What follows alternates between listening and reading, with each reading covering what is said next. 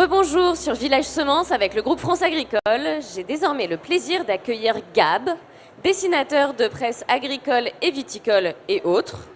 Et on va parler justement du dessin de presse agricole en projetant quelques exemples pour que Gab puisse nous dire comment traiter des sujets chauds par l'humour souvent.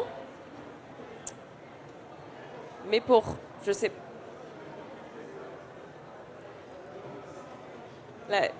Dessin prochain.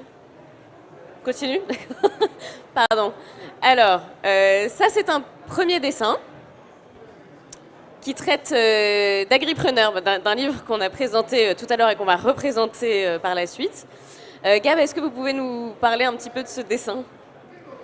C'est un dessin que je viens de réaliser sur le plateau pour accompagner le propos de Gilles Cavalli qui vient de sortir son livre sur les agripreneurs. Donc voilà, le paysan qui fait sauter son exploitation directement pour ce petit clin d'œil parce que la crise et puis parce que le monde paysan c'est quand même difficile. Donc on a voilà, notre brave paysan qui est un peu l'emblème de la France agricole, la mascotte avec la vache. C'est toujours un peu le même profil. Et là, il est avec son boîtier détonateur et il décide de faire décoller son exploitation. Voilà. Donc c'est un petit clin d'œil humoristico-tragique du sujet.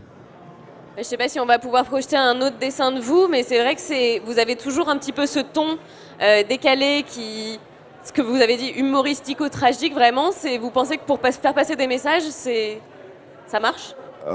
C'est un milieu difficile, donc les gens n'ont pas forcément envie de voir toutes les semaines un dessin bisounours. C'est pas du tout l'esprit de la profession. Donc il faut savoir être juste, drôle, pas tomber dans le pathos, dans le pathétique. Donc je fais des dessins qui sont très proches de la réalité dans le traitement du dessin. Alors, je dessine pas n'importe quelle vache, n'importe quelle poule, n'importe quel tracteur, je fais un peu attention. Et après, j'aime bien tomber dans le côté un peu Monty Python, burlesque, partir dans le dessin un peu folie, foufou, sans insulter le lecteur, parce que c'est... Il y avait des dessins qui avaient été projetés tout à l'heure, justement, qui devaient venir sur le regard des gens de la ville sur le monde paysan. Effectivement, il y a des caricatures, il y a des raccourcis, ce qui est faux. Donc ça, je combats ça à chaque fois. Et donc, je suis toujours à la limite du burlesque et du sérieux. Oui, dans les dessins qu'on avait envisagés, il y en avait un, je crois, d'une dame qui était chez le docteur et puis qui s'inquiétait du taux de glyphosate. Voilà. J'ai le résultat de vos analyses d'urine. Bonne nouvelle, le taux de glyphosate est très faible. En revanche, la bière, la vodka, le Red Bull, le cannabis et la cocaïne... Oui, alors c'est le côté démagogique de la presse et des people.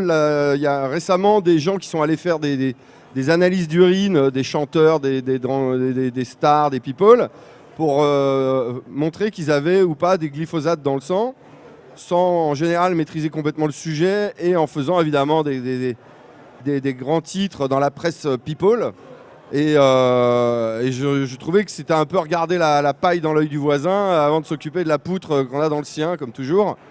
Donc j'étais parti sur ce constat de l'actrice où on ne sait pas trop ce qu'elle est, avec son chien des villes, son petit neurose, et puis ses lunettes de soleil, qui finit chez le médecin avec son bocal d'urine. Donc là, évidemment, on est dans la caricature complète.